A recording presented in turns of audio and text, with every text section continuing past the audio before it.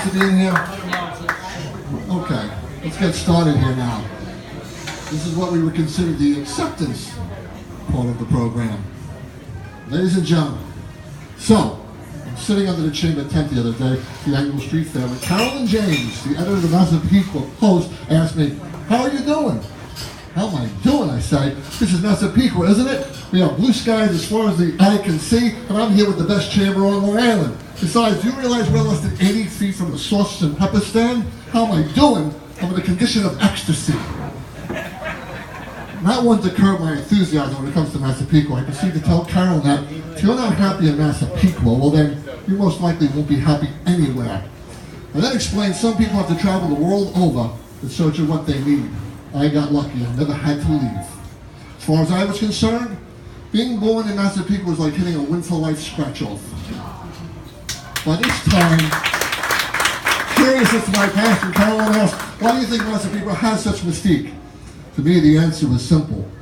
If you lived here, no explanation is necessary. If you haven't, no explanation is adequate. If I could use a sports analogy for a second, being born in Massapequa is the equivalent of getting a first-round bye in the playoffs and getting home field advantage throughout. Your life is made that much easier. It's where East meets West. It's the crossroads of America. It's the epicenter of awesome. If you think I'm being a little over the top now, feel free to stop me at any time. As far as I'm concerned, you won't find a better place to live and raise a family. And it all starts with the people in this room. You are the enablers, and in this case, in the most positive sense. Yes, you are the ones who, through the dint of hard work, continue to make Massapequa great. I saw firsthand just 1 week ago, 1.5 weeks ago to be exact, at our 4th annual street fair, the true meaning of teamwork. Never doubt, said Margaret Mead, that a small group of thoughtful, committed citizens can change the world. Indeed, it's the only thing that ever has. Like each of you, I've always fought hard to make Massapequa better. I aspire to be as great as her volunteer firemen, auxiliary police, Little League coaches, our local elected officials, our good friends, Joseph, Michael, James, and Mayor Cravano, our PTAs, the Knights, the Lions, the Colonians, my fellow chamber board members, our 362 members, and Massapequa's real heroes, our veterans. It's organizations like these that make Massapequa great. The most beautiful thing about Massapequa, but no disrespect to the presumptive Republican presidential nominee, is that we don't have to wait to be great again. We are great. Yes, I know some accuse us of being too cocky. They see where we recently finished at the top of a poll, ranking Massapequa as one of the most snobbish places in New York State. Okay, so we have the swagger of Mick Jagger. Well, if doing good work, if helping others, if lifting others makes us snobs, then it's a badge well wear with honor. Rest assured, when you lift others, God will always lift you. Isn't that right, Father Tony? Absolutely. Amen. To live a truly purpose-driven life, you'll always find yourself on the lookout for ways to help other people.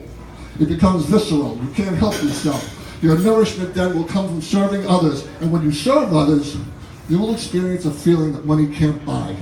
That's why my friends at the Chamber of Commerce are some of the wealthiest people I know. They have developed for themselves a perfect understanding of the difference between worldly wealth and the true riches of heaven.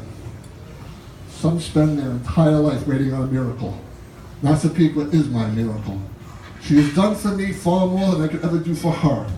Look, Massapequa isn't the best because I live here. I live here because it's the best. I am blessed to inherit a chamber that has recently been recognized as the best chamber on Long Island. I inherit a board of directors who, when put to the test, work so seamlessly together, they're a beautiful bunch to watch. They make garbage patrol a can't miss event. They're really a fun group. Sometimes the most ordinary things could be made extraordinary simply by doing them with the right people. I inherit from President Sue Martin a campsite left in such immediate, great, immaculate shape that no cleanup is required. It's like getting a toy at Christmas that comes fully assembled with batteries included. Thank you, Susan. There are so many other people in this room who have been the heart and soul of this chamber. I'd like to ask all the past presidents to stand now so we can give you a round of applause. Phyllis, Julie, Tony. Thank you. Appreciate it. For some, their greatest hope is to be rich and famous. I must be rich. I live in the greatest hamlet in all of America, and I'm president of the best chamber on Long Island. Famous? Well, I'm not so sure. But I am one of those who believes, however, your network is your net worth. If I had to admit to be saddened by anything, it would be that my mother and father couldn't be here today to enjoy this. I owe them so much. They were great teachers. My father, it has been said, is worth 100 schoolmasters. Mom actually was a third-grade school teacher. They both taught me that words matter, and those kind words work wonders. I try my best to honor them every day. Some people, I suppose, wish to win lotto. Well, my greatest wish is to be like them. Two of my three mentors just so happen to be with us today. They are my older brothers, Kevin and Danny. They share with me each day their insight and their witticisms. I wish I could lend them some of my height, but I can't, and I won't.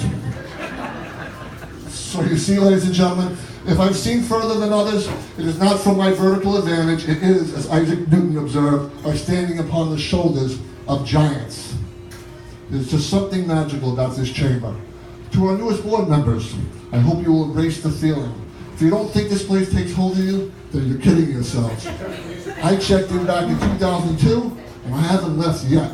I can't, for there's no passage back to the place I was before. You might as well hang a sign outside of 674 Broadway that reads, "Welcome to the Hotel California," because as Sue Morton is about to learn, you can check out any time you like, but you can never leave. How am I doing, Carol and James? I see nothing but blue skies ahead. And do I mention I live in Massapequa, a virtual suburban Shangri-La, that I'm part of the best chamber on Long Island, and I'm a mere 80 feet from the Sausage and Pepper stand. Thank you very much.